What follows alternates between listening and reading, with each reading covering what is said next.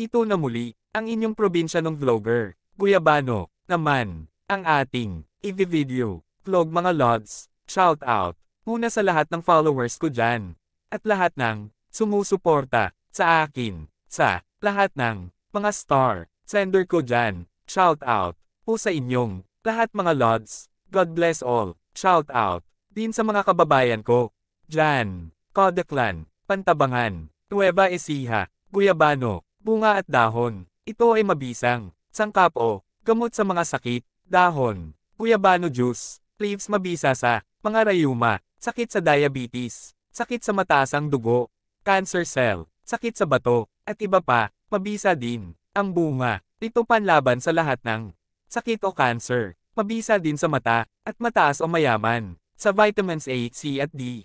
Nakakapagpabawas din ng mataas na dugo at timbang. Hanggang dito na lang muna, mga lods at salamat sa panonood at react, share, comment, follow. Abangan nyo muli ang aking susunod na video. Maraming salamat.